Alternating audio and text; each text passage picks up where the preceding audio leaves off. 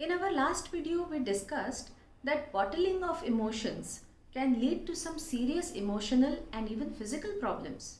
It can even start some chronic physical diseases.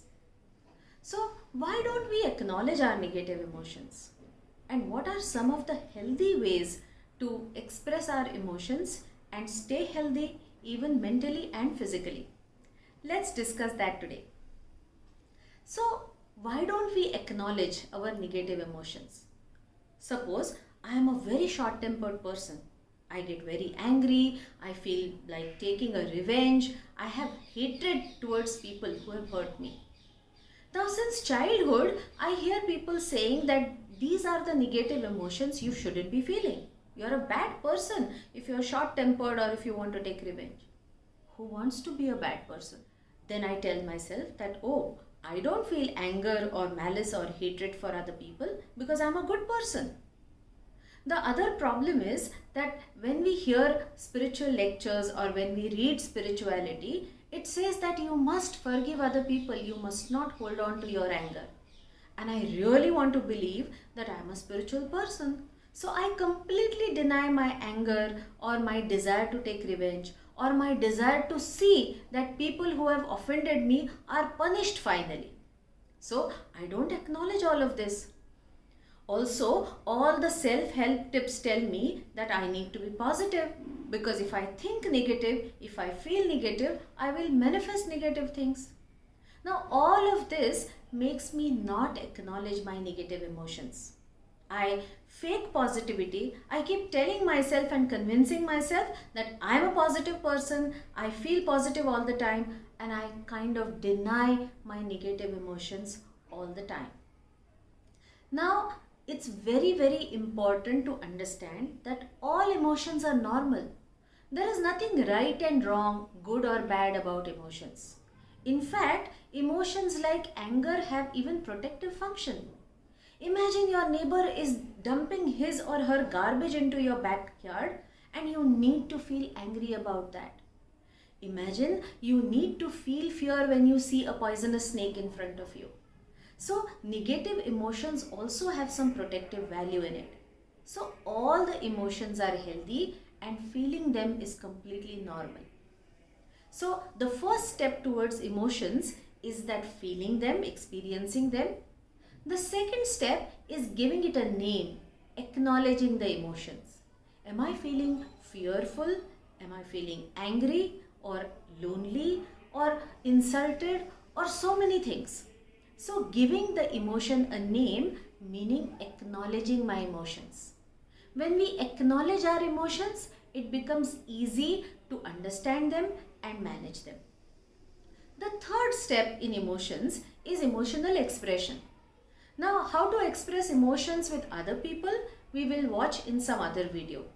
Today we are going to discuss how we are going to acknowledge and express our emotions with oneself. So the best way to express emotions is talking. When we talk about emotions, we kind of ground them. Otherwise, just thinking about emotions is a very abstract phenomena.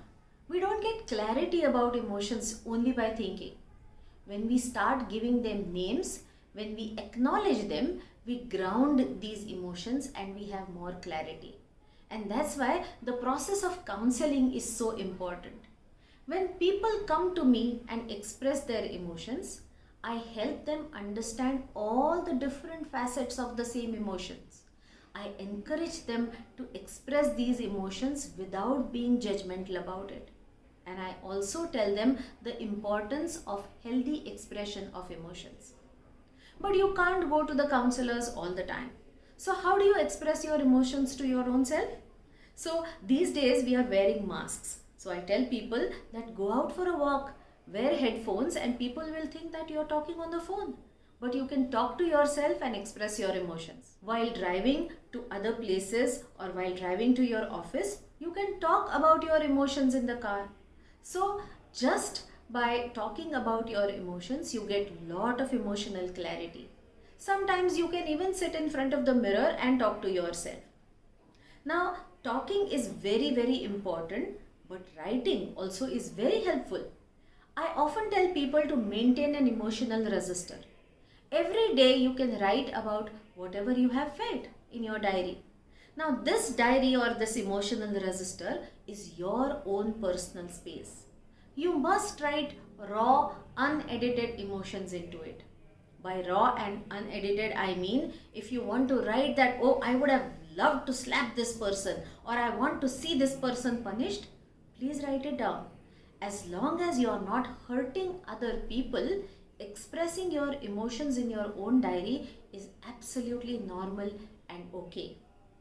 In fact, you will start feeling really relieved and lighter after expressing these emotions. Now, many times emotions like anger are very active emotions. You don't feel satisfied after just writing or talking about them.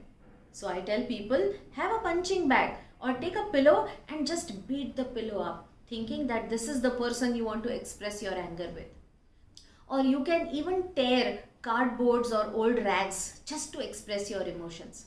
Sometimes screaming in the pillow or just going out in the open or in the terrace and screaming or expressing your anger very loudly is also very helpful. So, whether it is anger, whether it is fear, whether it's loneliness, expression is very important. If you don't express these emotions in time and bottle up these emotions, many times emotional hijacks happen.